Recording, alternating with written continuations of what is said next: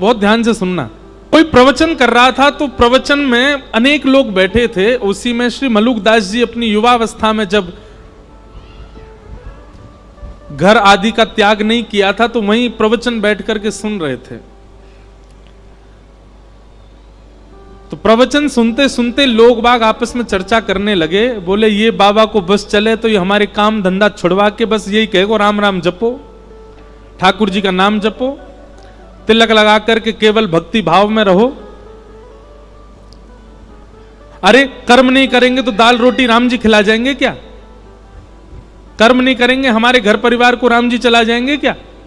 ये भी कथा वक्ताओं पे कोई काम नहीं है, बस एक ही बात कहते हैं, जहां ले चलोगे वहीं मैं चलूंगा। हैं ठाकुर जी जहां ले चलेंगे। ऐसे थोड़ी होता, कुछ अपनी बुद्धि विवेक से भी तो करना पड़ेगा। ऐसे लोग चर्चा कर रहे थे और मलुकदास जी बैठ करके सुन रहे थे। तो मलुकदास जी अपनी युवावस्था में थे। उन्होंने उठ करके जो व्यास मंच पर व्यास जी थे उनसे कहा, बोले देखिए व्यास जी आप बहुत अच्छी बात बता रहे हैं। आप कह रहे हैं राम नाम ही सर्वस्व है, भगवान नाम ही सर्वस्व है, कथा ही सर्वस्व है, लेकिन कर्म भी तो प्रधान है। इन गांव वाले लोगों की बात भी गलत नहीं है। अगर हम कर्म नहीं करेंगे तो खाएंगे पिएंगे कैसे? सुंदरकांड भी कहती है देव देव आलसी पुकारा। देवताओं के भरोसे जो पड़ा रहता है, कर्म नहीं करता, वो आलसी कहलाता है। अगर हम कुछ ना करें, केवल राम राम जपें, तो राम जी हमारा घर थोड़ी चला देंगे। और घर चलाना बहुत दूर की बात, हमको रोटी राम जी थोड़ी खिला देंगे। वो तो हमको खुद ही खानी पड़ेगी, खुद ही मेहनत करनी पड़ेगी। व्यास जी ने कहा देखो भैया, आपकी बात हम उसको प्रणाम करते हैं, पर अगर किसी के चित्त में अखंड विश्वास हो ठाकुर जी के प्रति और ठाकुर जी के प्रति कोई संबंध उसका स्थापित हो गया हो और वो ठाकुर जी पर इतना भरोसा कर ले, इतना विश्वास कर ले कि श्री राम जी ही मेरे सर्वस्व हैं, वो कुछ ना करे, राम राम जपे, राम जी खिलाएंगे उसको। पहले बात तो सुन लो, ताली पहली बजा देते हो। पहले कथा तो पहले आगे बढ़ने दिया करो। व्यास जी ने मलुकदास जी, तो मलुकदास जी बोले ठीक है, मैं अटूट विश्वास के साथ आज से राम नाम जप में बैठ रहा हूं और मैं गांव में नहीं बैठूंगा, मैं जंगल में जाऊंगा और जंगल में भी बीहड़ जंगल में जाके बैठूंगा जहां मुझे कोई नहीं जानता हो, कोई नहीं पहचानता हो, जहां पर हिंसक जीवों के अलावा कोई आता ही ना हो। देखता हूं कि राम जी मुझे खिलाएंगे कि मुझे किसी जानवर को खिलवा देंगे। सब गांव के लोग बोले भैया अब प्रमाणित हो जाएगा कि राम नाम और भक्ति भाव ये प्रमाणित है कि नहीं। मलुकदास जी वन में गए और बीहड़ वन में गए। वहां पर एक विशाल वट का वृक्ष था। आसपास दूर दूर तक किसी के आने जाने का कोई मतलब ही नहीं था। एक सामने नदी बह रही थी। मलुकदास जी बोले यहां कोई नहीं आएगा, यहीं बैठ जाता हूं। और वृक्ष के ऊपर एक डाल के ऊपर बड़ी सी डाल थी, उसके ऊपर मलुकदास जी बैठ गए और राम राम राम राम जपने लगे।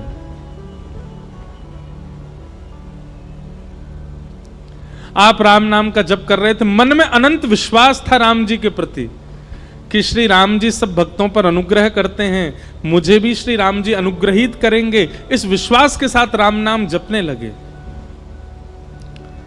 आपका राम नाम जप चल रहा था, घंटों तक राम नाम जप चलता रहा। तभी कुछ यात्री घोड़ा पे बैठ करके वहां से निकलने लगे। आप लोगों ने विचार किया ये स्थान तो बहुत बढ़िया है, बढ़िया नदी भी बह रही है और यहां दूर दूर तक कोई है भी नहीं, यहीं स्नान करते हैं और फिर बढ़िया जो भोजन लेके आए यहीं पाएंगे प्रेम से। यात्री जन अपने घोड़े से उतर गए, नदी में स्नान आदि करके जैसे ही अपना भोजन आदि सब उन्होंने खोला, इतने में ही डाकू और डकैतों ने वहां आने लगे। उनके घोड़ों की नालों की आवाज आने लगी। तो जितने यात्री थे उन सब ने विचार किया, बोले भैया बड़े बड़े डाकू आ रहे हैं, ये सब हमको मार देंगे, सब हमारा सर्वनाश, जल्दी भागो यहां से। सारे यात्री अपना भोजन पानी वहीं छोड़ छाड़ करके भाग गए। डाकू आए। डाकुओं ने आकर के देखा कि महाराज सुंदर सुंदर रबड़ी, सुंदर मिष्ठान, सुंदर 56 भोग और रोटी आदि सब वहां खुली रखी है। डाकू के साथ जितने लोग थे सबने कहा, सरदार जी आज तो कुछ बनाना ही नहीं पड़ेगा, आज तो देखो ठाकुर जी ने बढ़िया व्यवस्था करी है, 56 भोग यहीं लगे लगाए मिल गए हम लोगों को। अब तो आज तो यहीं रोटी पाएंगे, यहीं लड्डू उड़ाएंगे, यहीं प्रेम से रबड़ी पाएंगे और इसी से ही आनंद होएगा आज तो। इतने में सब टूट पड़े भोजन पर, सब उठाने लगे रोटियां और सब्जियां सब डालने लगे, अपने हाथ में पकवान लेने लगे। जो सरदार मुखिया था डाकुओं का, थोड़ी देर इधर उधर देखने लगा, बोले रुको रुको रुको, अभी मत पाना। इस विहंगम जंगल, बिहड़ जंगल में नदी के तट पर इतने 56 भोग मिलना, पहली बात तो इसमें यह सत्य है कि भगवान ने कोई अनुग्रह करके हमारे लिए व्यवस्था करवा दी। लेकिन दूसरी बात एक और हो सकती है, क्या हमको कम से कम 5 राज्यों के राजा ढूंढ रहे हैं।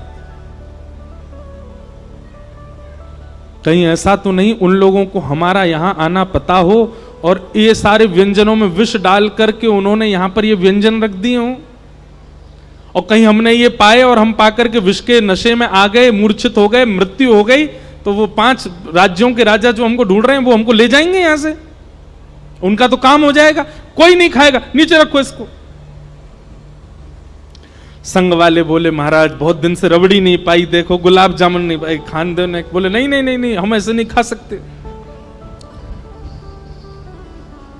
एक काम करो, अपनी टोली से बाहर का जो हो, जो हमारी टोली से बाहर का ऐसा कोई राह चलता मिल जाए उसको पकड़ लाओ, उसको पहले खिलाओ, उसको खिला करके देखेंगे अगर इसमें विष हुआ मर जाएगा, पता चल जाएगा, नहीं हुआ तो हम भी पालेंगे। सब ढूंढने लगे लेकिन दूर दूर तक तो जंगल कुछ मिले ही नहीं। तभी सरदार की नजर गई, पेड़ के ऊपर श्री मलुकदास जी बैठे थे, राम राम राम राम राम राम जप रहे थे। तुरंत उसने, अरे देखो ये बैठा अब ऊपर भगत, इसी ने विष मिला करके सारा भोजन नीचे, पकड़ के लाओ उसको नीचे। ऊपर चढ़ गए, मलुकदास जी को पकड़ के नीचे ले आए। मलुकदास जी बोले भैया क्या कर रहे हो? बोले हाथ पांव बांधो इसके, और हाथ पांव बांध करके इसको सारा भोजन खिलाओ। मलुकदास जी मनी मन विचार कर रहे थे, मैंने तो कहा था राम जी खिलाने आएंगे, पर ये तो डाकू खिलाने आया। मलुकदास जी ने मुंह बंद कर लिया, मैं नहीं खाऊंगा, मैं नहीं। तभी सरदार उतरा अपने घोड़े पे से, और मलुकदास जी का मुंह इतनी जोर से पकड़ा, बोले खाएगा कैसे नहीं, ठूस ठूस के खिलाओ इसको। और सबरे लड्डू ले, गुलाब जामुन ले, रबड़ी ले, पकवान ले ले करके मलुकदास जी को खिलाए। मलुकदास जी के नेत्र सजल हो गए, बोले जय हो राघव जी, जय हो मेरे राम जी। मैंने आपसे क्या प्रार्थना की? मैंने कहा था कि नाथ राम राम जपने से यदि राम जी भोजन करा जाएंगे तो मैं मान जाऊंगा कि भजन में बल है।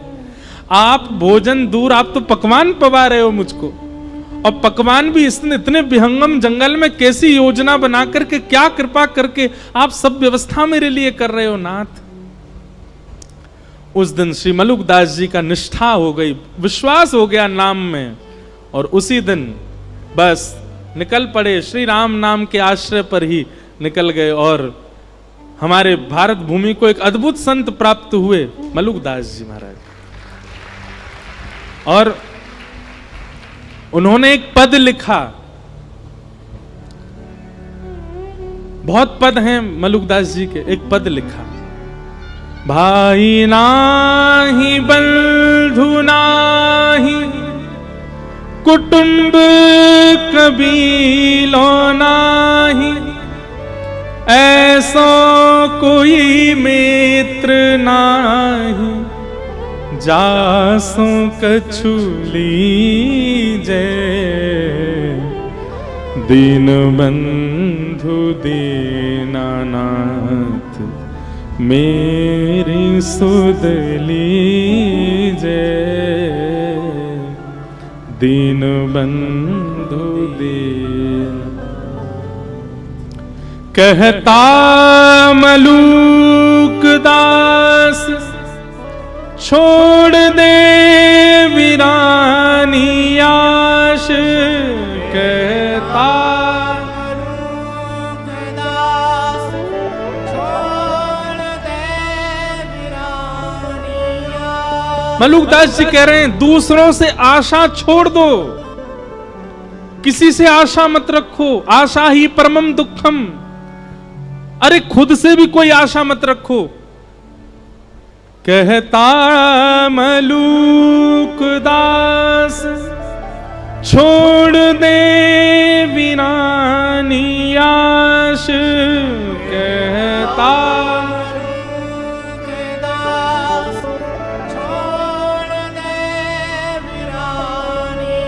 तो फिर कहां जाएं किसी से आशा ना रखें तो? तब मलुकदास जी कहते हैं साचो नाम तेरो दाता, साचो नाम तेरो दाता, साचो नाम तेरो दाता, साचो नाम तेरो दाता, और किसको लीजिए दीन बंधु दीनानाथ, मेरी सुध लीजिए दीन बंधु।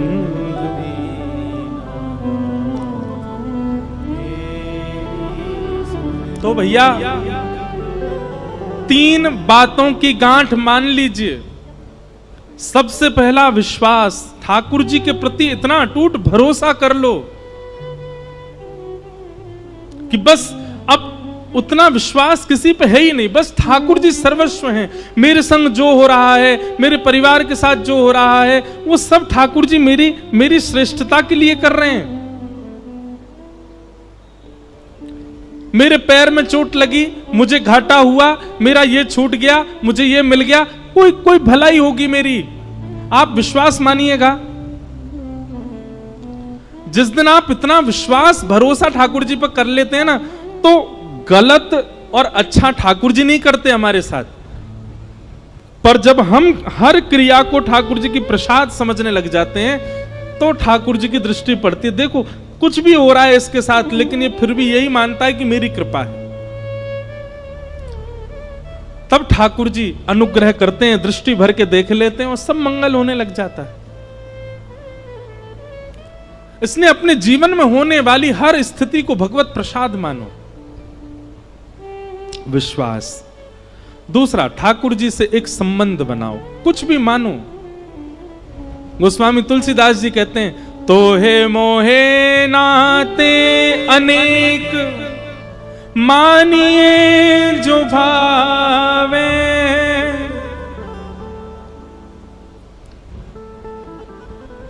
हम एक जगह कथा करने गए, बहुत ध्यान से सुनो। तो सुबह मिलने वाले लोग आए, बहुत सारे लोग बैठे थे। कोई कहे महाराज जी, कोई कहे गुरु जी, कोई कहे जय जय। एक चिल्ला रहा था जीजा जी। मैंने कहा भैया जे कौन सा संबंध बनाए होते ने? बोले महाराज जी मैं किशोरी जी को अपनी बहन मानता हूं और किशोरी जी हमारी ठाकुर जी की हैं। ठाकुर जी के आप भैया हो तो सगे जीजा को भैया भी जीजा ही लगे, या हमारे जीजा जी। मैंने कहा वाह भैया। मैंने कहा साले साहब को माला पहना के आओ, इनके जीजा जी। आप संबंध मान के तो देखो एक बार ठाकुर जी से। निभाना ठाकुर जी पर छोड़ देना, आप बस संबंध बनाओ।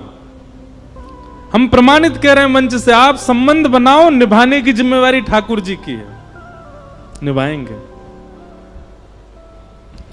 कितने ऐसे उदाहरण, कितनी ऐसी कथाएं हैं जहां किसी ने ठाकुर जी से संबंध माना और ठाकुर जी ने निभाया।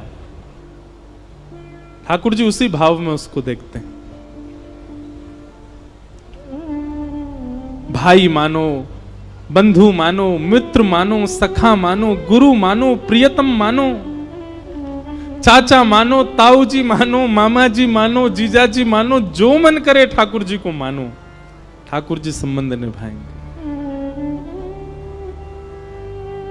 हमने एक कथा हर बार सुनाई है अपनी कथाओं में कि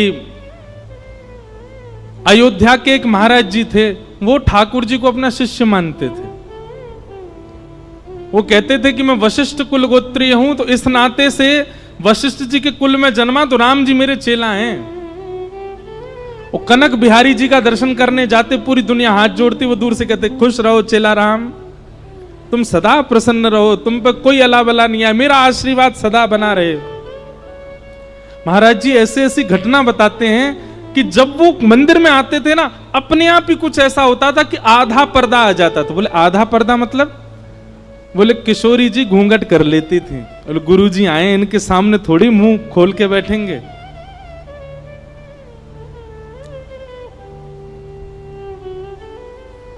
ठाकुर जी संबंध निभाते हैं, कोई बनाए तो सही। और फिर विश्व एक बात माननी पड़ेगी आपको, फिर जब जब आप ठाकुर जी के सामने जाओ, कई लोग संबंध बनाते हैं फिर उसका ढिंडोरा और पीटते हैं, वो नहीं करना है। मंदिर में जाके सबसे ये नहीं कहना है ये तो हमारो जीजा है, हम यहाँ के सारे हैं, हम यो हैं, ऐसे ये सब भाव ऐसे प्रकाशित मत करो, गोपनीय रखो अपने चित्त में वो भाव ठाकुर जी के प्रति।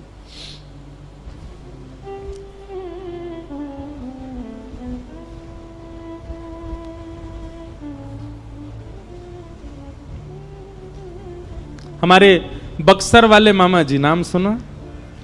श्री नारायण दास जी भक्तमाली, जो कथा से बहुत प्रेम करते होंगे ना, उनका नाम जरूर जानते होंगे। उनको पूरी दुनिया मामा जी क्यों कहती थी? वो सीता जी को अपनी बहन मानते थे। किसी ने एक बार मामा जी से कहा, ध्यान से सुनना, कि मामा जी पूरी दुनिया आपको मामा जी कहती है, पर सीता जी आपको अपना भाई मानती हैं कि नहीं, इसका क्या प्रमाण है? आप तो कहते हैं और फिर जहां भी आप जाते हो सब कहते हैं मामा जी आ गए, मामा जी आ गए, पर सीता जी आपको अपनी बहन अपना भाई मानती हैं, इस बात का क्या प्रमाण है? तब बक्सर वाले मामा जी कहते थे, बोले ऐसे ऐसे वैष्णव, ऐसे ऐसे संत जन, ऐसे ऐसे विरक्त जन, ऐसे ऐसे वृंदावन को भजवे वाले और अयोध्या में जाने वाले आप जैसे संत महापुरुष जब मुझको देख के मामा बोल देते हैं, तो ये प्रमाणित हो जाता है कि सीता जी मुझे भाई मानती हैं। आप सब मामा कहते हैं तो मुझे इसी से प्रमाण लगता है कि सीता जी मुझे अपना भाई मान चुके हैं।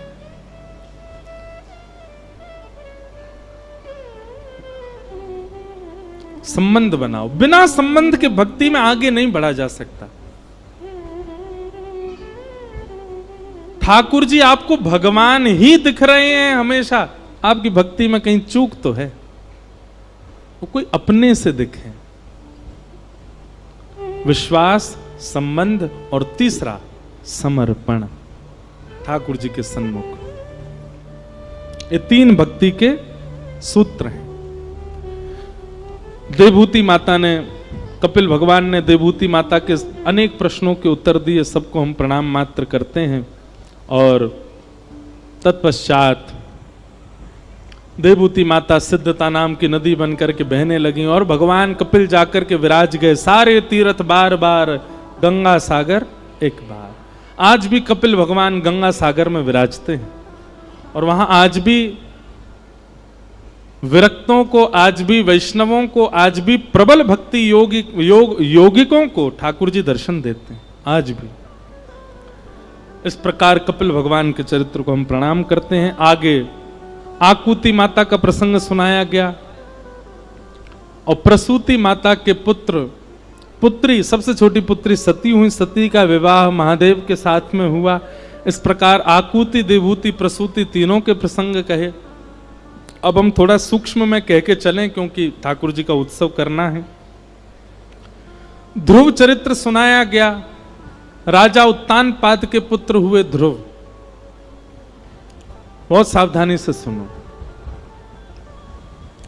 ध्रुव जी महाराज का चरित्र सबने सुना है, पर ध्रुव जी की स्तुति जो वो भगवान से करते हैं, उस स्तुति में ध्रुव जी महाराज एक बात कहते हैं जो प्रत्येक वैष्णव को पालन करनी चाहिए। ध्रुव जी महाराज भगवान की स्तुति गाते हुए एक बहुत सुंदर बात कहते हैं। क्या? कि भक्ति मुहु प्रवहतां त्वयि में प्रसंगो भूयादनन्तमहतां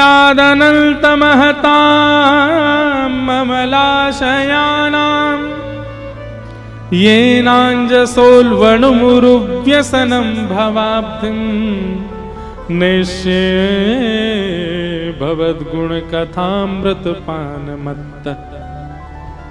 सब लोग इधर देखो, सावधानी से सुनो। ध्रुव जी कहते हैं, बोले मुझे आपकी भक्ति कैसे करनी है नाथ? तब कहते हैं, बोले व्यसनम भवाब्धिम निश्चय भवद गुण कथामृतपान मत्त। व्यसनी, किसी घनघोर व्यसनी व्यक्ति से मिले हो आप कभी? घनघोर व्यसनी मतलब पीता ही रहता हो। अच्छा चलो पीने वाले तो दूर कर दो, और भी व्यसनी होते हैं। कैसे कैसे? ये वाले व्यसनी हो या ये वाले व्यसनी हो, ऐसे व्यसनियों से तो मिले ही होंगे। व्यसनी का स्वभाव देखा आपने? उसकी स्थिति क्या होती है? जैसे जो पीने, बीड़ी वगैरह पीने वाले होते हैं, उनको देखो, सुबह उठेंगे, अब उठ गए थोड़ी पी लो, अब नहा के आ गए थोड़ी सी फिर पी लो, नाश्ता कर लिया फिर पी लो, बाल भोजन कर लिया फिर एक कस लगा लो, चाय पी ली फिर पी लो, रात में भोजन कर लिया फिर पी लो, सोते सोते एक बार और पी लो।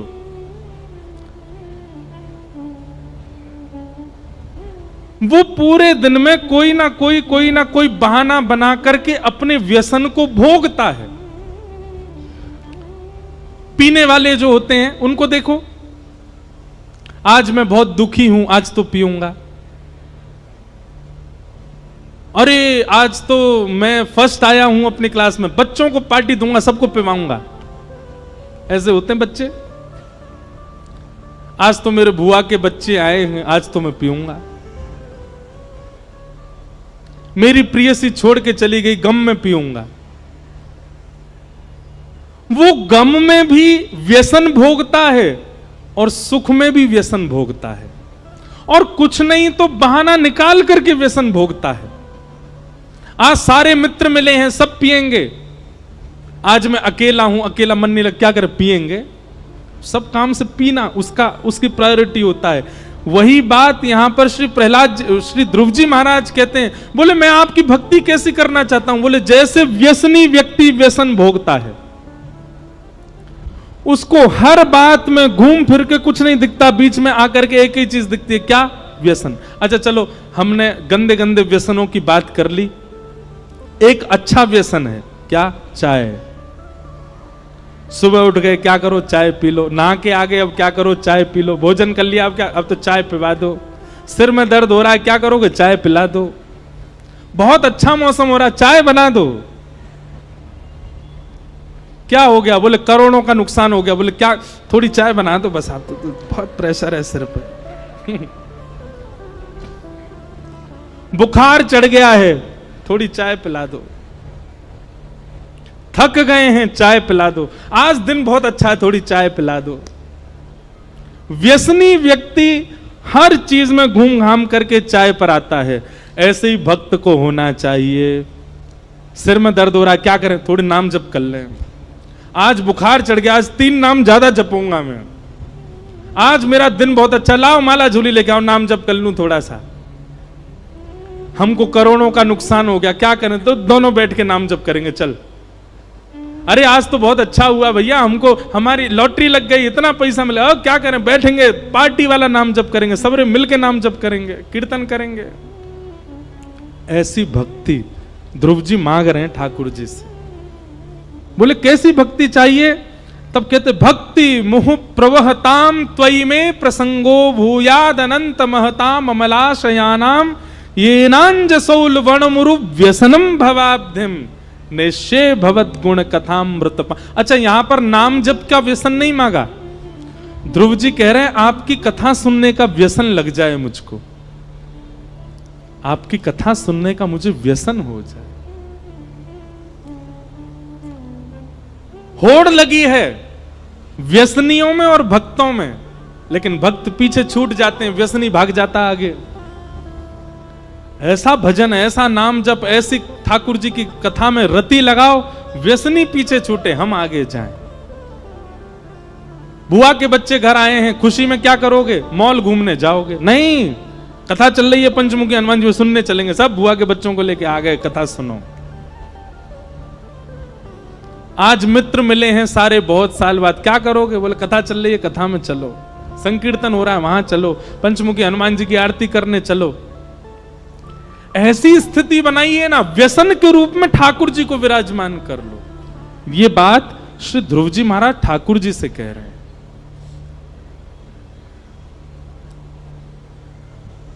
योऽन्तः प्रविश्य मम वाचमिमां प्रसुप्तां संजीवयत्यखिल शक्तिधर स्वधाम्ना अन्यांश हस्तचरणश्रवणत्वगादीन् प्राणान् नमो भगवते पुरुषाय तुभ्यम्। अच्छा, किसी ने प्रश्न किया, इतना क्यों भजे हम ठाकुर जी को? तो श्री ध्रुव जी महाराज कहते हैं, हमारे नेत्रों को देखने की शक्ति उन्होंने प्रदान की, कानों को सुनने की शक्ति उन्होंने प्रदान की, हाथों को कर्म करने की शक्ति उन्होंने प्रदान की, पैरों से चलने की शक्ति उन्होंने प्रदान की। अरे भैया, आपके दूषित समय पर, आपके भयंकर समय पर यदि कोई 1-2 लाख रुपए आपको दे दे तो आप जीवन भर उसका एहसान मानते हो। पर जिस व्यक्ति ने हमको चलने के लिए पांव दे दिए, कर्म करने के लिए हाथ दे दिए, सुनने के लिए कान दिए, देखने के लिए नेत्र दी, बोलने के लिए वाणी दी, क्या हम जीवन भर उसका नाम गा करके, कीर्तन करके, नृत्य करके, परिक्रमा करके उनको धन्यवाद नहीं कह सकते? अपने सर्वांगीण अंग से ठाकुर जी को धन्यवाद कहो। हमारा जन्मदिन था, दुनिया भर के लोग दुनिया भर का सामान लाए। तभी एक व्यक्ति ने मुझसे पूछा, ये सत्य बात है, विदेश की बात है, तो एक माता जी ने पूछा, आज आपको इतने सारे गिफ्ट मिले महाराज जी। मैंने कहा सबसे अच्छा किसका था? तो वो तब की बात है, मैं 22-23 साल का हुआ था। तो मैंने कहा माता जी, आज से 23 साल पहले सबसे अच्छा गिफ्ट ठाकुर जी ने दिया, ये शरीर। इससे बढ़िया गिफ्ट कुछ नहीं मिला। मैंने कहा आप क्या लेके आई थी मेरे लिए? बोले हम चश्मा लेके आए हो। मैंने कहा ठाकुर जी ने आंखें ही नहीं दी होती तो? एक बोले अंधे भी तो चश्मा पहन लेते हैं। मैंने कहा चलो ठीक है, ठाकुर जी ने कान ही नहीं दिए होते, कहां टांगता उस चश्मा को मैं? आप मेरे लिए जूता लेके आए, ठाकुर जी ने पाँव ही नहीं दिए होते। आप मेरे लिए घड़ी लाए, हाथ ही नहीं दिए होते। तो सर्वांगीण सामग्री दुनिया आपको देती है, पर ठाकुर जी ने शरीर ही नहीं दिया होता तो? इसलिए भैया, हर स्थिति में ठाकुर जी को वंदन करो, अपनी हर इंद्रिय से प्रणाम करो, हाथ जोड़ के वंदन करो कि आपने हाथ दिए, नेत्रों से दर्शन करके वंदन करो कि आपने नेत्र दिए, कथा सुन के कानों से धन्यवाद करो कि आपने कान दिए, जिह्वा से नाम गा करके धन्यवाद करो कि आपने जीव दी, पैरों से प्रदक्षिणा करके धन्यवाद करो कि आपने पांव दिए, और सर्वांगीण साष्टांग प्रणपात करते हुए कहो कि आपने हमको शरीर दिया नाथ, इसके लिए धन्यवाद। अपने जन्मदिन पर हम उत्सव इसलिए नहीं मनाते कि हम इतने वर्ष के हो गए। 1 लाख में से 50,000 चोरी हो जाए तो आदमी खुश होता है, दुखी होता है? 100 साल की आयु ठाकुर जी ने दी, वो भी कंफर्म नहीं है 100 ही साल हैं, 80 भी हो सकते हैं, 70 भी हो सकते हैं, और उसमें से 20-25 घट जाते हैं, हम खुशी मनाते हैं। इस बात का उत्सव नहीं है। इस बार हमारा जन्मदिन मना रहे थे वृंदावन में, तो एक ने मुझसे कहा आप मना करते हैं कि अपना जन्मदिन क्यों मनाना, जीवन घट रहा है। मैंने कहा हम इसलिए उत्सव मना रहे हैं कि नाथ 25 वर्ष पहले आपने एक वाणी दी थी, जिस वाणी से मैं केवल आपको ही गा रहा हूं, इस वाणी को देने का उत्सव मना रहा हूं। 25 वर्ष पहले ये जीभ मिली थी, 25 वर्ष पहले हाथ मिले थे, इन हाथों से मैं ठाकुर जी की सेवा कर रहा हूं, तो इन हाथों को पाने की खुशी मना रहा हूं कि इनसे सेवा कर पाता हूं। पैर मिले थे, इनसे प्रदक्षिणा, इन सब देह से मैं ठाकुर जी की सेवा कर पा रहा हूं, इसलिए उत्सव मन रहा है। उत्सव मनाने का अधिकार ही उसी को है अपने जन्मदिन पर जो अपने देह से ठाकुर जी को निवेदित करता हो, और किसी को नहीं है। भोपाल वाले तो घूम फिर के ताली बजा देते हैं। ध्रुव जी महाराज ने ठाकुर जी की स्तुति गाई। तत्पश्चात ध्रुव जी के वंश में राजा अंग हुए, इनके बेटा बैन हुए, बैन को ऋषियों ने मार डाला था। इनके पुत्र के रूप में भगवान पृथु जन्मे। भगवान पृथु ने ही इस धरती को हमारे योग्य बनाया, इसीलिए इस धरती का नाम पृथ्वी पड़ा। भूगोल खगोल आदि का सबका वर्णन किया गया, नरकों का वर्णन किया। तत्पश्चात अजामिल की कथा सुनाई। इसी बीच में रहुगण भरत संवाद, बहुत सुंदर संवाद है, उसको भी सुनाया गया। अब हम सूक्ष्म में सबको प्रणाम कर रहे हैं बस। तत्पश्चात हमारे अति प्रिय, जिनका प्रसंग मुझे बहुत प्रिय लगता है, ऐसे वृत्रासुर की कथा सुनाई गई, जिन श्री वृत्रासुर जी ने 4 श्लोकों में भक्ति की वह पराकाष्ठा प्रस्तुत कर दी जो कोई नहीं कर पाया। श्रीमद् वल्लभाचार्य जी महाराज ने वृत्रासुर के इन 4 श्लोकों को ही पुष्टि संप्रदाय कहा। यही 4 श्लोक ही भक्ति पथ हैं। हम श्लोकों का अर्थ नहीं करेंगे, पर एक श्लोक गा देते हैं। अहम हरे तब पादैकमूल दासानुदासो भवतास्म भूय मनस्मरेता सुपतेर्गुणांस्ते गृणीतवाक्कर्म करोतु काय न नाकपृष्ठं न च पारमेष्ठं न सार्वभौमं न रसाधिपत्यं न योगसिद्धिरपुनर्भवं वा समञ्जसत्वा विरहय्यकाङ्क्षे अजात पक्ष इव मातरम खगास्तन्यम यथा वत्सतरा क्षुधार्ता प्रियं प्रियैव व्युषितं विशलना मनोरविंदाक्ष दृदिक्षते त्वाम। बोलो भक्तवत्सल भगवान की। वृत्रासुर ने भगवान की स्तुति गाई। तत्पश्चात भागवत में प्रहलाद जी का चरित्र आया। हिरण्यकश्यप के यहां पर भक्त प्रहलाद का प्रादुर्भाव हुआ। पिता के पूछने पर प्रहलाद जी महाराज ने अपने भीतर छिपे हुए उस भाव को प्रकट किया, नवदा भक्ति का वाचन किया। श्रवणम कीर्तनम विष्णु स्मरणम पाद सेवनम अर्चनम वंदनम दास्यम सख्य आत्मनिवेदनम। 9 प्रकार की भक्तियों का वर्णन किया। हिरण्यकश्यप को क्रोध आया, अपने पुत्र को किसी भी प्रकार मारने की आज्ञा सैनिकों को दे दी। हर प्रकार का प्रयास किया पर सैनिक प्रहलाद जी को नहीं मार पाए। तब अंत में हिरण्यकश्यप ने ही प्रहलाद जी महाराज से कहा कि कहां है तेरा हरि? बोले खंबायु यज्ञिम सलिलम महिम च ज्योतिंसि सत्वानि दृशो द्रुमादीन। सब में है वो, इसलिए पिताजी सबको प्रणाम है। वो आप में भी हैं, मुझ में भी, हम सब में विद्यमान हैं। हिरण्यकश्यप ने कहा अच्छा इस खंभ में है? बोले हाँ इसमें भी है। जैसे ही खंभ का भेदन किया, खंभ भेदन करके भगवान नृसिंह प्रकट हो गए। बोले नृसिंह भगवान की। सब लोग हाथ जोड़ करके नृसिंह भगवान को प्रणाम करो। सत्यम विधातुम निज भृत्य भाषितम व्याप्तिं च भूतेष्वखिलेषु चात्मनः अदृश्यतात्यद्भुत रूप मद्वहम स्तंभे संभायान मृगम न मानुषम। भगवान नृसिंह प्रकट हुए, हिरण्यकश्यप के साथ युद्ध करके उन्होंने उसका वध किया। कई देवी देवताओं ने आकर के भगवान की प्रार्थना की पर भगवान का कोप शांत नहीं हुआ। तब श्री प्रहलाद जी ने जाकर के भगवान की स्तुति की। बहुत सुंदर स्तुति प्रहलाद जी की। प्रहलाद जी भगवान से जाकर के कह रहे हैं, थोड़ा सा ये सुन लें फिर हम कृष्ण जन्म में चलेंगे, कि ब्रह्मादय सुरगुणा मुनयोथ से था सत्वैकतानमतयो वचसां प्रवाहे नाराधितुं पुरगुणैरधुनापि पिप्रो किं तुष्टुमर्हति समे हरिरोग्रजाते। पिताजी, भगवान का क्रोध शांत नहीं हुआ था।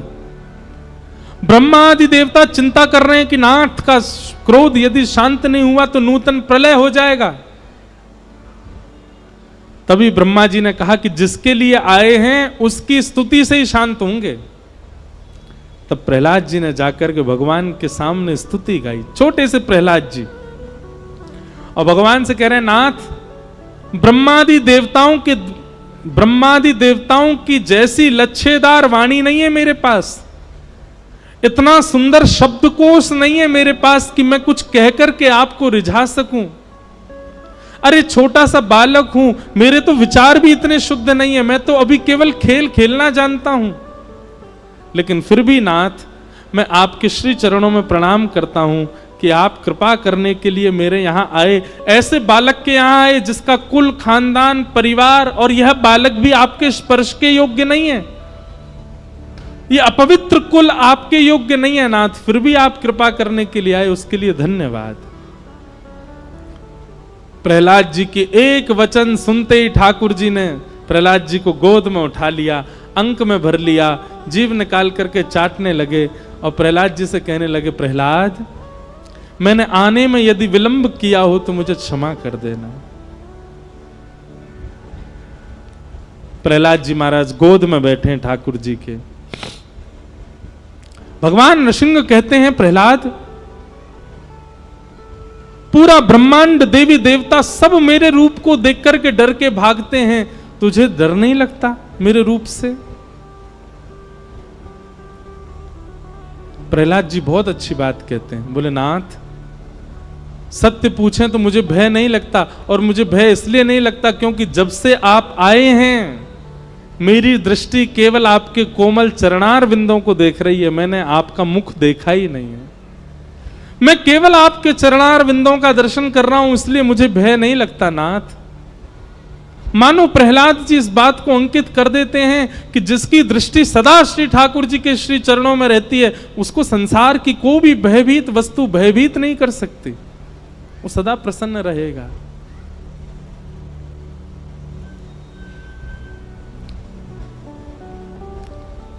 हम अपना प्रत्यक्ष अनुभव बताएं।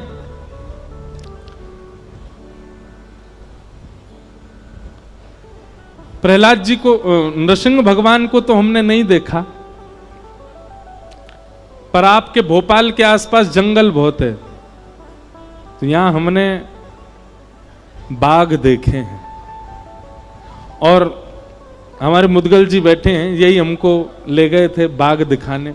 इनको पता है, जब भी हम गाड़ी में बैठते थे तो कोई पता तो होता नहीं दिखेगा कि नहीं, गाड़ी में बैठते ही मैं यही श्लोक गाता था प्रहलाद जी का, और इस भाव से नहीं कि हम जानवर देखने जा रहे हैं, हम बाघ देखने जा रहे हैं, यही भाव रखते थे, हे नृसिंह भगवान, आप कृपा करना, हम आपसे कुछ मांगना नहीं चाहते, आपके पास भी नहीं आएंगे, नहीं तो आप तो ऐसा प्रसाद दोगे कि बस हमको बस आपका दर्शन करना है।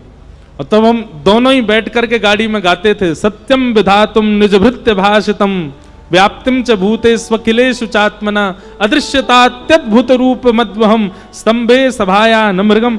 और हम 3 दिन गए, तीनों दिन हमको बाघ जी के दर्शन हुए, नृसिंह भगवान के दर्शन हुए।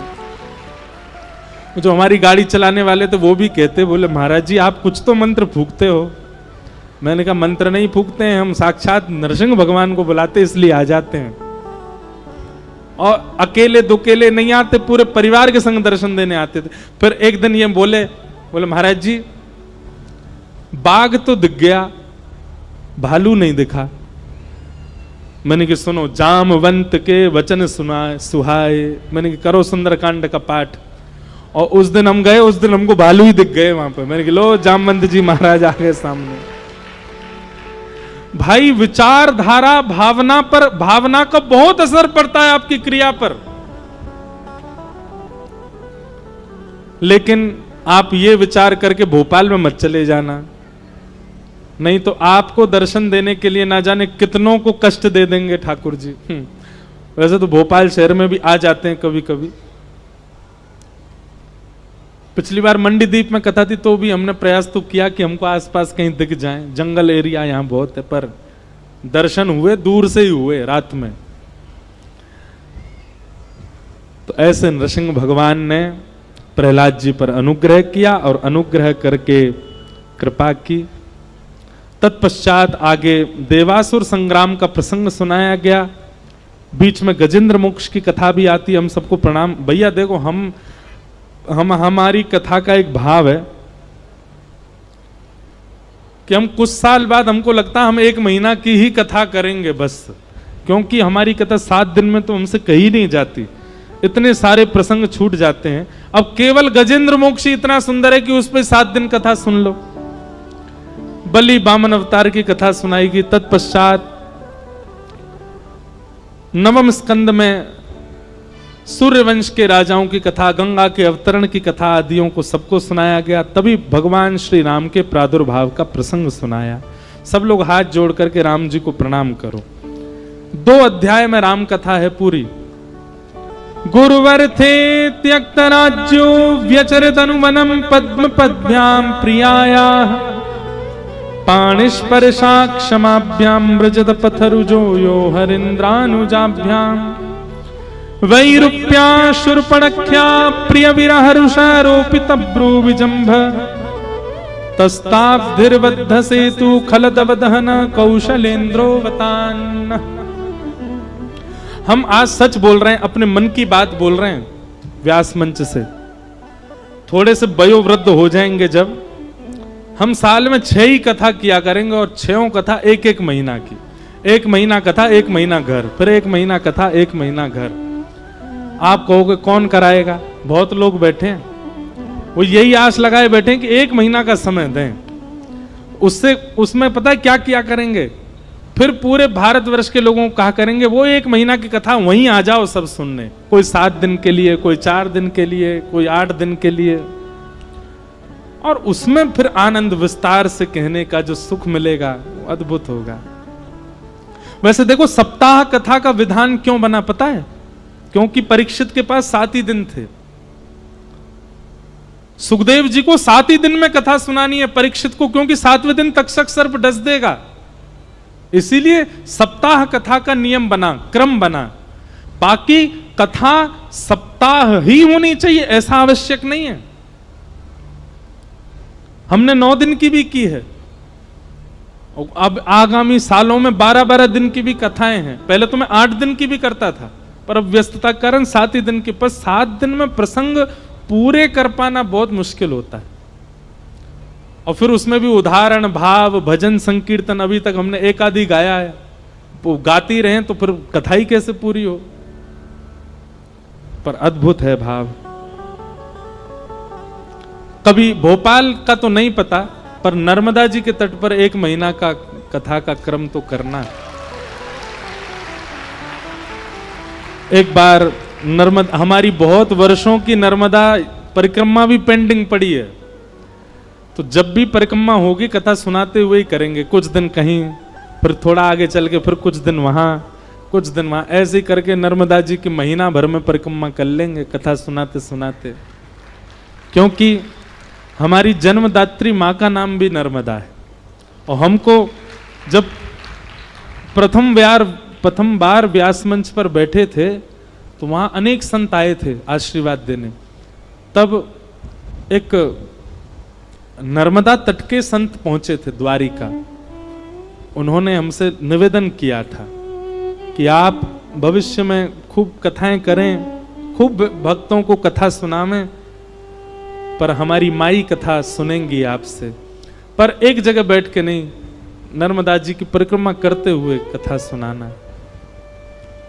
तो भाव तो बहुत बार बना कि परिक्रमा करनी है, करेंगे, पर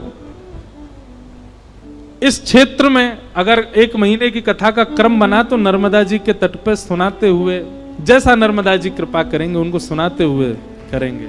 नर्मदा जी कोई जल नहीं है बंधुओं, नर्मदा जी कोई नदी नहीं है, नर्मदा जी साक्षात सचल बहते हुए महादेव हैं, साक्षात देवादिदेव। किसी को महादेव का साक्षात्कार करना हो, श्री नर्मदा जी को प्रणाम करो, नर्मदा जी को वंदन करो।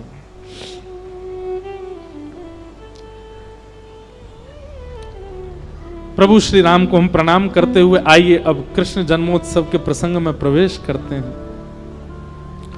भैया बैठ जाओ, बीच में जितने लोग खड़े हो गए हैं सब बैठ जाओ। हाँ, वो अभी से ठाकुर जी को मत लाओ, आपसे ज्यादा जल्दी तो हम कर रहे हैं, पर हमसे ज्यादा जल्दी आप कर रहे हो, बैठाओ। अरे सब लोग इधर देखो, हमारी इच्छा नहीं हो तो ठाकुर जी नहीं आएंगे मंच पर, इसलिए सुनो। संपूर्ण चंद्रवंश का प्रसंग सुनाते हुए श्री परीक्षित जी महाराज, शुकाचार्य जी ने कृष्ण लीला 2 श्लोकों में सुना दी। यह सुनकर के परीक्षित जी ने चरणों में प्रणाम करके कहा, भगवान विस्तार से सुनाओ। कथितो वंश विस्तारो भवता सौम्य सूर्ययो राज्ञां चोभय वंशानां चरितम परमाद्भुतम। परीक्षित जी महाराज चरणों में निवेदन करते हुए कहते हैं, भगवान आपने इतनी कथा विस्तार से सुनाई, पर कृष्ण लीला आप संक्षिप्त मत सुनाओ, कृष्ण लीला विस्तार से सुनाओ।